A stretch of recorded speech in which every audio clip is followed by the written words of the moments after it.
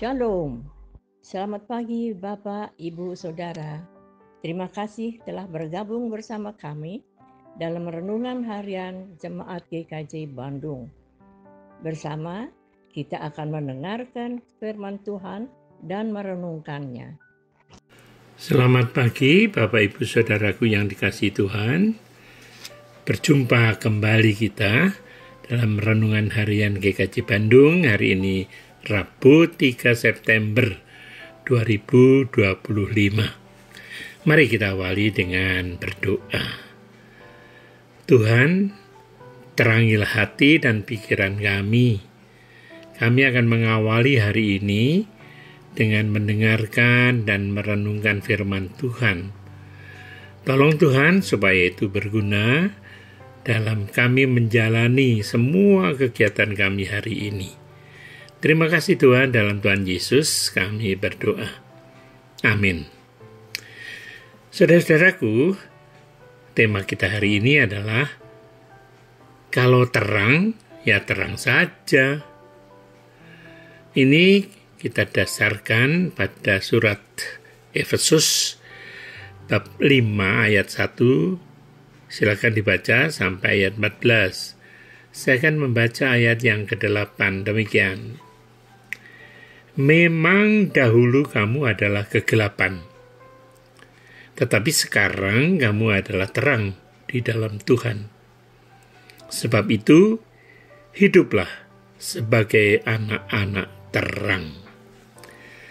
Saudara-saudara yang dikasihi Tuhan, pernahkah saudara merasakan kesal karena listrik tiba-tiba mati, lalu hidup, lalu mati lagi, lalu hidup lagi, lalu mati lagi? Ya, mungkin kita akan menjadi kesal dan berkata, kalau hidup ya hidup sajalah, mati ya mati sekalian saja.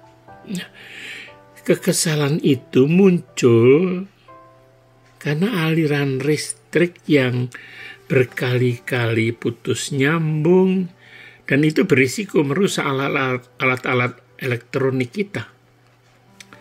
Nah, di dalam hidup kita pun sering demikian. Bagaimana rasanya ketika bertemu dengan orang yang sikapnya itu gampang berubah-ubah. Kemarin sikapnya baik, hari ini tiba-tiba menjadi konyol sekali, jahat. Atau beberapa jam kemudian sudah jadi baik lagi. Kita bisa pusing 7 keliling berhadapan orang yang semacam ini. Kita menjadi sulit untuk bersikap terhadap orang yang demikian.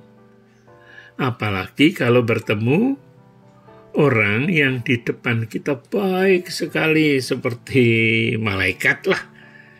Tetapi di belakang kita ternyata ucapannya itu bicara pedas sekali tentang kita, seperti sambal.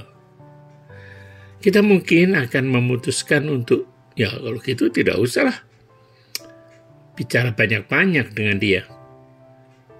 Nggak bisa dipercaya. Namun, saudaraku, jangan-jangan kitalah yang juga seperti itu. Nah, itulah mengapa saudara-saudara yang dikasihi Tuhan, Paulus mengingatkan jemaat di Efesus. Dulu kamu gelap, tetapi sekarang dalam Tuhan kamu menjadi terang. Kalau sudah hidup terang, ya terang saja terus. Saudaraku, untuk menjadi anak Tuhan yang terang terus, kita dipanggil untuk melakukan kebaikan, kebenaran, keadilan, dan itu semua kita lakukan secara konsisten. Tidak asal-asalan, tidak angin-anginan. Kita tetap harus mengujinya.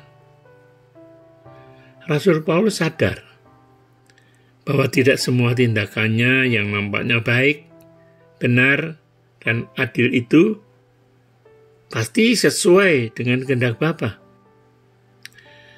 Jangan-jangan perbuatan kita yang baik, benar, dan adil itu juga hanyalah untuk membela diri kita sendiri, atau kita lakukan karena sesuai dengan selera kita.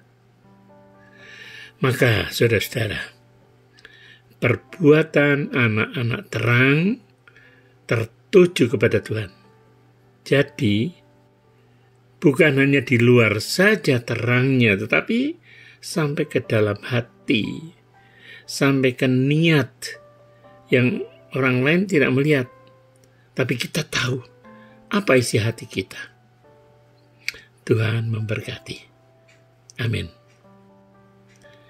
Jangan takut menjadi terang, dan biarkanlah terangmu itu bercahaya di dalam kegelapan.